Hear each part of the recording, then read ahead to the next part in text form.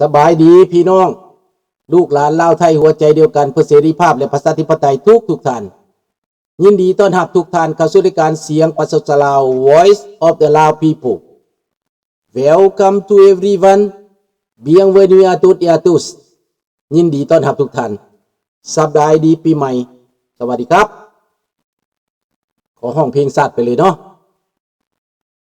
ศาสตร์ลาวตั้งแต่เดิมมาขึ้นชื่อลือซาอยู่ในอาเซียนศาสตร์ลาวผูกพันไมตรีรวมสา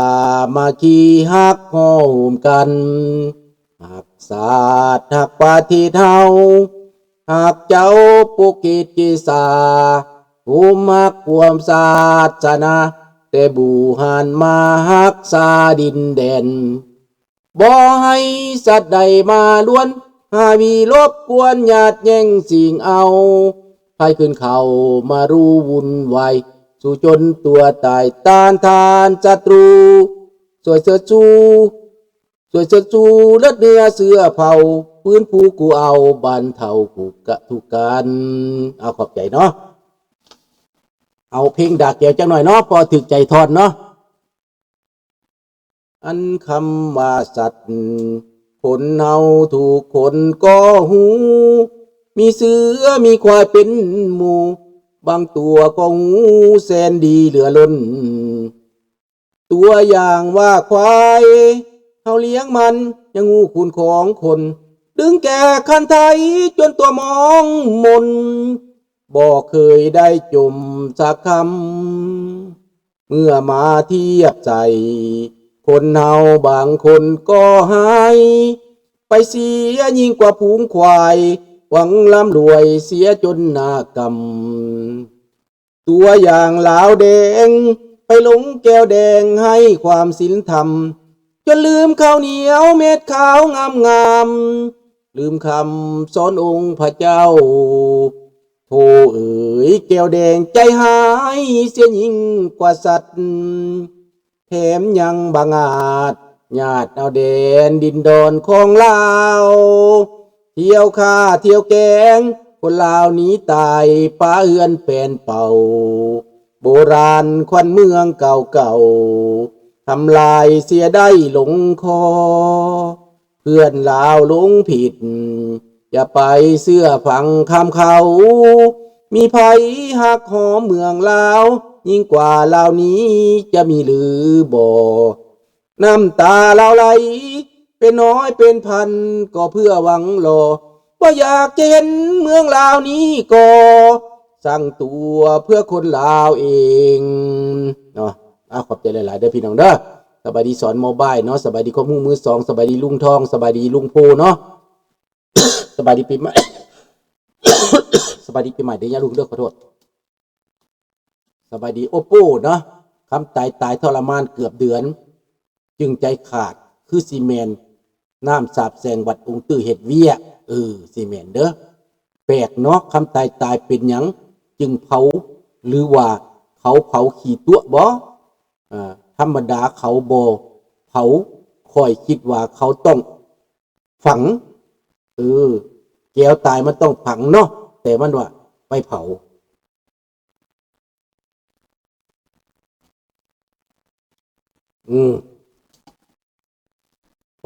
คันไปฝังนั่นย่านคนไปขุดเอาหลุมมันมาซับหัวกะโหลกมันเนาะเขาเลยเผามันเป็นขี้ฝุ่น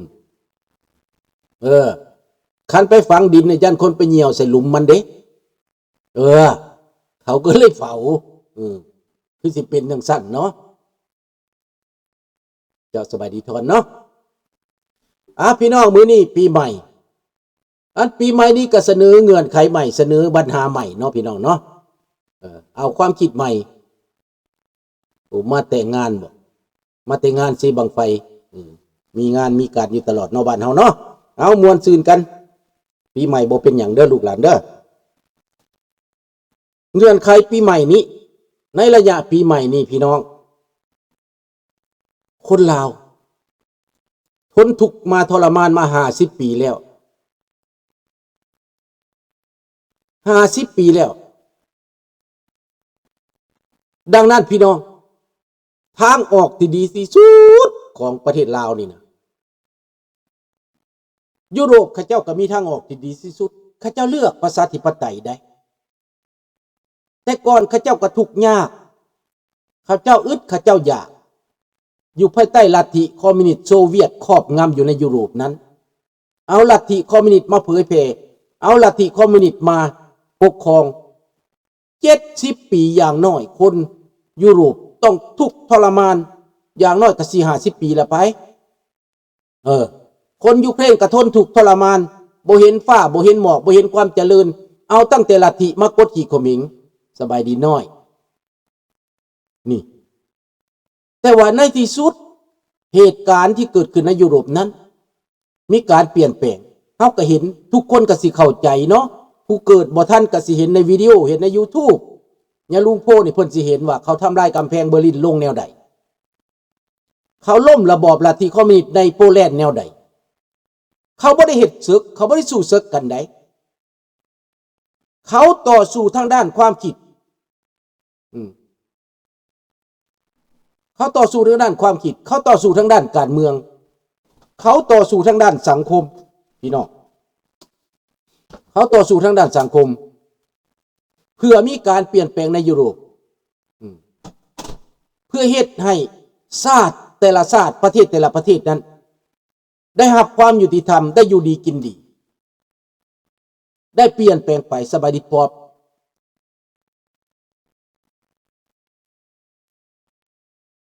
โอ้เดี๋ยวที่ตอบทีหลังเนาะเดี๋ยวนี้ขอเว้าอธิบายไปก่อนเนาะคำถามของป๊อบที่ถามเนาะเพิ่นถามว่าลุงถามเน่ถ้าลุงเป็นนายกลาวลุงสิแก้ปัญหาใดเด้ก่อนในประเทศลาวก็อยากตอบอยู่เนาะแต่ว่าตอนนี้ขอไปในอารัมภบทก่อนเนาะประเทศต่างๆนี่เขาเปลี่ยนแปลงไปแล้วเขามาเจริญแล้วคู่มือนี้เขาอยู่ดีกินดีเขาสามัคคีกันและเขาตั้งสภายุโรปขึ้นมานั้นเพื่อให้ทุกประเทศนั้นไปร่วมกันไปสนทนากันไปเว้ากันเพื่อซอกหาทางออกก็คือความสงบสุขความสงบสุขความอยู่ดีกินดีความตลอดปลอดภัยและเศรษฐกิจสร้างเศรษฐกิจร่วมกันค้าขายร่วมกันไปมาหาสู่กันทั่วยุโรปไปได้นี่แหละพี่น้องเขาเปิดกว้างแบ่งปันผลประโยชน์แบ่งปันรายได้และก็แบ่งปันวิธีคิดวิธีพัฒนาให้ทุกประเทศในยุโรปนั้น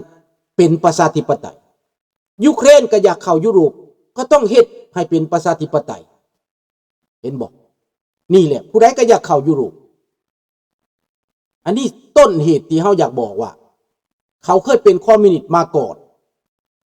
และลาวนี้อยากเป็นคอมมิวนิสต์50 ปีมาแล้วฝันอยากเป็นคอมมิวนิสต์นั่น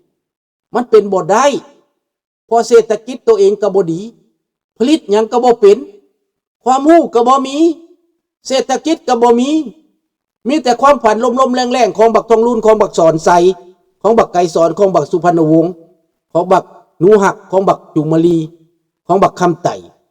มันฝันลมๆแรงๆมันถึกล่อถึกหลอกให้ไปนิยมชมชอบลัทธิอันนี้พี่น้องนี่ถือว่ามันเป็นการผิดพลาดพี่น้องมาเบิ่งขึ้นหลังแล้วมันเป็นผิดพลาดมีนักวิชาการบางคนว่าซั่นบางซ่องของไทยมันว่าสงครามการฆ่าจีนอเมริกาว่าอเมริกาแพ้จีนสี่สงเอาก็มันเป็นอันเดียวกันล้านจีนในไทยน่ะส่วนใหญ่แล้วมันเป็นจีนที่ว่าเฮ็ดเวียกให้พวกคอมมิวนิสต์มันเป็นเสื้อสายจีนมันก็พร้อมจีนคือเฮานี่คนลาวก็พร้อมลาวมันเป็นเรื่องปกติได้ลูกหลานเอ้ยเนาะเอาละสบายดีแก้วเมกในเมื่อมันเป็นสิ่งนี้พี่น้องในเมื่อว่าลาวเฮาตกไปอยู่ในกลอุบายของเขาตกไปอยู่ในเล่ห์เหลี่ยมของเขานี้เฮาสิเฮ็ดแบบใดเฮาสิคิดแบบใดคนลาวเฮาก็ต้องพากันคิดใหม่พากันนั่งใหม่พี่น้องพากันคิดใหม่นั่งใหม่พากันค้นคว้าใหม่ว่าต้นเหตุที่ลาวเฮามาเป็นแบบนี้ย้อนหยัง ย้อนเฮาบ่เข้าใจว่าคอมมิวนิสต์มันเป็นหยังย้อนเฮาให้คนที่ว่าเขามาแทรกแซงบ้านเมืองเฮาโดยเฮาบ่ได้คิดในสมัยก่อนก็มีไกรสอนมีเมียสุพรรณวงศ์มีคำไต่มีนูหักมีสมานวิญญาเกตพวกแก้วพวกนี้เขามาเคลื่อนไหวในลาวพร้อมได้หน่วยเคลื่อนหลับเขามาเสียงหวางเขามาสวรรณเขตเขามาทักแขกเขามาเวียงจันทน์มาผสมประสานอยู่กับคนลาวนี่แหละเขามาฝังตัวอยู่กับเฮาแล้วเขากระสักส่วนอวนต้านเฮ็ดให้พวกเขานี่นะไปหลงเสือลัทธิอันนี้คันไปเสือลัทธิอันนี้แล้วก็ก่อความแตกแยกเฮ็ดให้พี่ให้น้องเกลียดสั่งกันเฮ็ดให้คนลาวสั่งกันใส่ห้ายป้ายสีกันสบายดีสมคิดแล้วก็ทำลายกันเองเค้นฆ่ากันเองในชาติตัวเองนั้น20 ปีเหตุสงครามภายใต้เงื่อนไขของสงครามเวียดนามลาวกับอเมริกาคนลาวที่บ่ได้เกี่ยวข้องกับสงครามนั้นเขาก็ดึงเฮาเข้าไปในสงครามนั้นเขาก็เอาทหารเวียดนามมาเป็นหลายหมื่นหลายแสนมาตีลาวเพื่อสิบุทางลงไปสู่เวียดนามใต้เพื่อจะไปตีเขมรเพื่อจะไปยึดเขมรจีนก็ส่งคนลงไปตามเส้นทางนี้คือกันนี่แหละขอบใจหลายเด้อดังนั้นคันเฮาเป็นจังซี่แล้วเฮาฮู้เหตุผลมันแล้วเป็นหยังเฮาบ่พากันเปลี่ยนจิตใจเปลี่ยนนิสัยเปลี่ยนสันดานแนวความคิดของพวกเฮานั้นให้มาเป็นความหักความแพงให้มาเป็นเชื่อใจกว้างใจขวางให้เอื้อเฟื้อเกื้อกูลต่อกันให้ฮักให้แพงกันมันเป็นไปบ่ได้เพราะย้อนว่าบักทองรุ่นกับบักถอนไสยังกีดกันคนลาวอยู่ยังเชื่อลัทธินี้อยู่ยังหวังว่าตัวเองสิขึ้นสังคมนิยมอยู่ยังหวังว่าตัวเองนี่สิครองโลกอยู่ว่าซั่นไปบักทองรุ่นสิบ่ตายบักถอนไสสิบ่ตายมันสิอายุยืนยาวเป็นพันปีว่าซั่นมันบ่ตายพวกนี้นะเพราะเขาตายบ่เป็นเขาเน่าบ่เป็นเขาเปื่อยบ่เป็นถ้าเขารู้สึกว่ามื้อหนึ่งเขาต้องเฒ่ามื้อหนึ่งเขาต้องตายมื้อหนึ่งเขาต้องลงจากอำนาจเป็นหยังเขาจึงบ่ตัดสินใจในมันถูกต้องเป็นหยังเขาจึงบ่เข้าใจก็ว่าเขาเป็นเพียงหุ่นเซิร์ชบักซ้อนไส้ก็เป็นหุ่นเซิร์ชแก้วบักเขารู้เป็นหุ่นเซิร์ชแก้วบักสมสวัสดิ์เล่งสวัสดิ์อีกหลายบักพวกพลเสนาเป็นหุ่นเซิร์ชให้จีนคนพวกนี้ก็นำจีนเข้ามาแบ่งแยกกันระหว่างจีนกับแก้วในตอนนี้บักจีนก็มาสู่เอเชียมาสู่เวียดนามมาสู่เขมรมาสู่มาเลเซียได้ยินข่าวว่าบ่มาไทยสาเหตุอันใดเฮาก็บ่ฮู้แต่ว่าข้าพเจ้าพอเข้าใจอยู่สาเหตุมันเดี๋ยวนี้พี่น้องเรื่องนี้นะประเทศลาวยังสิตกเป็นขี้ข่ามาใส่เขาอีกต่อไปคนลาวยังสิพิษสิฆ่ากันอีกต่อไปยังสิมือเปื้อนเลือดกันอีกต่อไปยังนำกำจัดกันอีกต่อไปเขาห้องว่าจักรพรรดิท้องถิ่นนั่นแหละแม่นแล้วดังนั้นพี่น้องถ้าลาวในต่างประเทศตื่นโตขึ้นมาออกมาเตือนลูกเตือนหลานมาบอกลูกบอกหลานเว้าความจริงสู่ลูกหลานในประเทศฟังเขาเกิดใหม่ใหญ่รุ่นพวกผู้เฒ่าในลาวก็เหลือแต่พวกที่ว่าไปเป็นข่อยขามาใส่เขาแล้วขายตัวไปแล้วหรือว่าเฒ่าแก่ไปแล้วหรือว่าคนรุ่นนั้นก็เฮียนบ่ถึงบ่มีความรู้พอที่จะเข้าใจคันมันเข้าใจมีความรู้แน่มันก็ไปหาผลประโยชน์แล้วแสวงหาผลประโยชน์ได้ผลประโยชน์จากจีนได้ผลประโยชน์จากพวกนั้นแหละเห็นบ่ล่ะบักเลนินมันตายเป็นตั้งแต่100 ปีแม่นมันถูกต้องตามธรรมคำเผยป่านมาเลยทองเว้าเพิ่นสร้างลัทธิสังคมนิยมของเพิ่นอยู่โซเวียตอยู่รัสเซียพุ่นมันก็บ่ได้เป็นหยังเฮาสิเอามาเฮ็ดหยังอยู่ในนี้เฮ็ดอยู่พุ่นก็เฮ็ดบ่ได้แล้วปฏิบัติบ่ได้แล้วเฮายังสิมาถืออยู่น่ะเอากาเกี่ยวค้อนตีมาคล้องคออยู่เฮ็ดเพื่อหยังถามบักทองรุ่นถามบักสอนใจพวกจูเฮ็ดเพื่อหยังเปลี่ยนแปลงได้บ่ทางออกที่ดีที่สุดของประเทศลาวนั่นมันมีแต่สิยอมบ่สำหรับกู้วิกฤตทางการเมืองและเศรษฐกิจนั้นลุงสุนทราเห็นทางออกเห็นไหม